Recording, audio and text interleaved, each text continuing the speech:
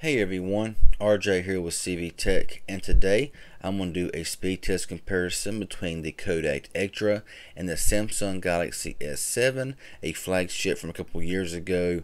Let's see how both of them stack up together in this speed test comparison.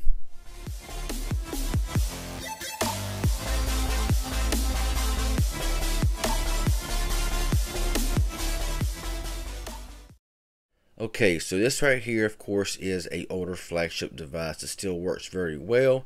This is a very underrated phone here, and I wanted to see MediaTek versus Qualcomm Snapdragon from a flagship to a basically cheap phone you can get now, kind of an awkward looking phone. And both of these things here have been cleared out as far as cache, updated apps, everything is ready to roll. Let's go ahead and get in with this speed test comparison. Okay, so right now we're going to go ahead and go into the recent apps and see that everything here has been cleared. We'll go into CPU-Z first on both devices, see what we're running. So here on the Kodak, we got a 2.31 gigahertz MediaTek Helio X20 processor, which is an MT6797 with a deca-core processor, which is 10 cores, and we have the Mali T880 GPU with a 5-inch display, full 1080, 3 gigabytes of RAM as well as 32 gigabytes of storage. Over here on the Samsung, get the that little lines going through there. I do apologize for that, but it does run the 2.15 gigahertz Snapdragon 820 quad-core processor with a 530 GPU with a 5.1 inch display.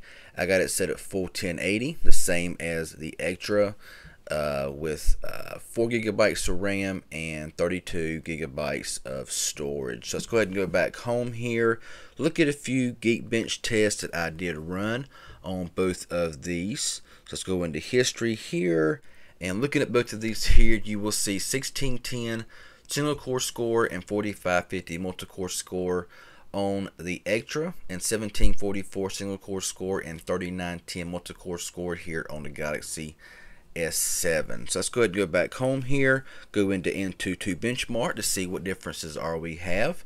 So on the Ektra, 98,223 and a whopping 163,684 here on the Galaxy S7. Let's go ahead and go back home here, and we will clear out everything, all these apps and everything else. We will start in with a speed test comparison starting now. That was about equal. Let's go into YouTube. That was the Galaxy S7. Let's go into calculator. That was the S7. Let's go into calendar. That was the Galaxy S7. Let's go into clock. That was about even. Let's go into Google Plus.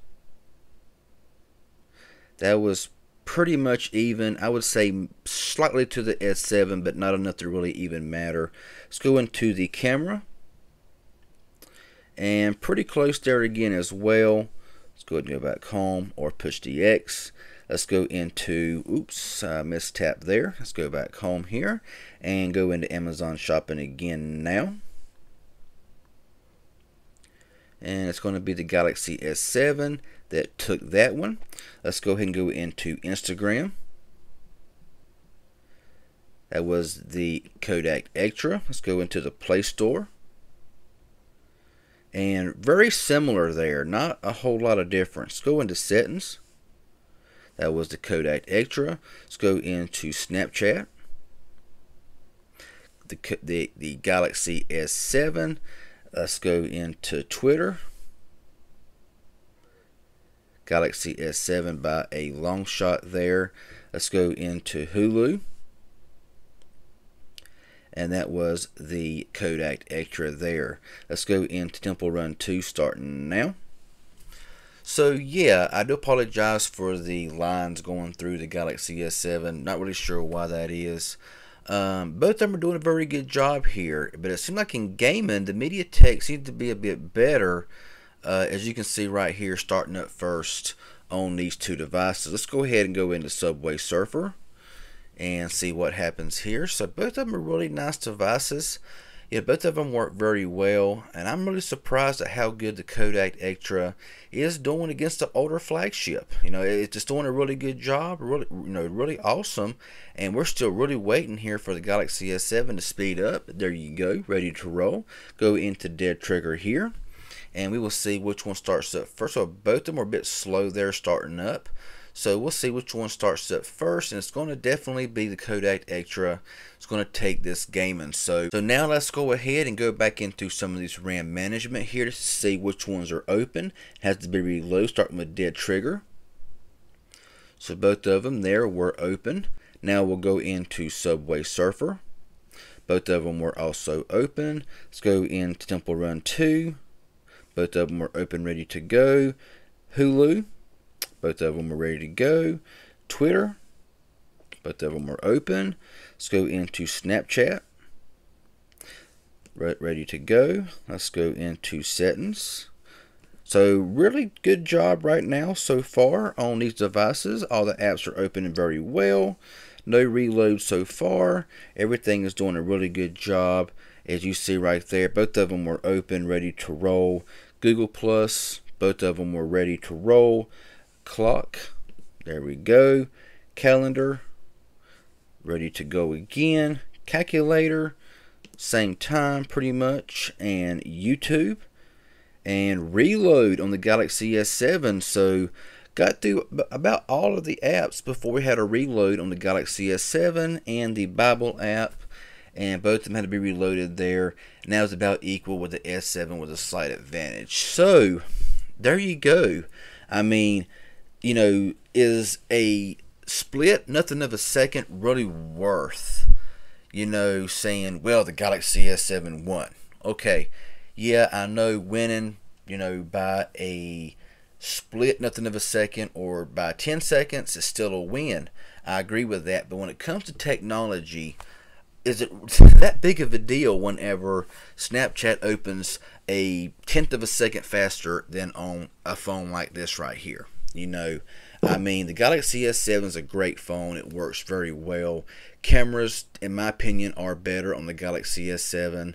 The Kodak Ektra was mainly for a camera device to take some really nice photos, and it does perform very well. The Kodak Ektra got a very bad rap, to be honest with you. It got negative reviews from about a lot of reviewers, but honestly, it's a very quirky design. It's definitely not for everybody, but it works very well with that really powerful MediaTek processor. But of course, we all know the Galaxy S7 is an older flagship device that still works very well and has no issues, other than maybe a bit sluggish when first powered on. But both of them are great devices, and depending on what you can pay for them, it's just what I do here to kind of show you, what phone will be better for you. A phone that you can pay right at $100 for brand new, or you want to pay $300 still for a brand new Galaxy S7. If you buy it unlocked, this is an unlocked variant. This is a Boost Mobile version, so of course it's going to be cheaper. But if you buy both of them unlocked, you're going to pay triple the price for the Galaxy S7 than this phone right here.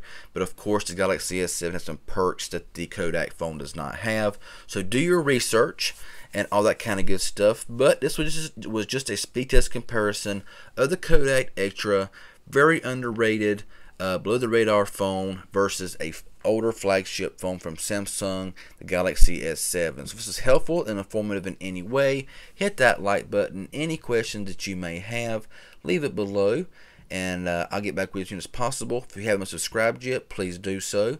I'd really appreciate it. Y'all have a good one, and thanks for watching.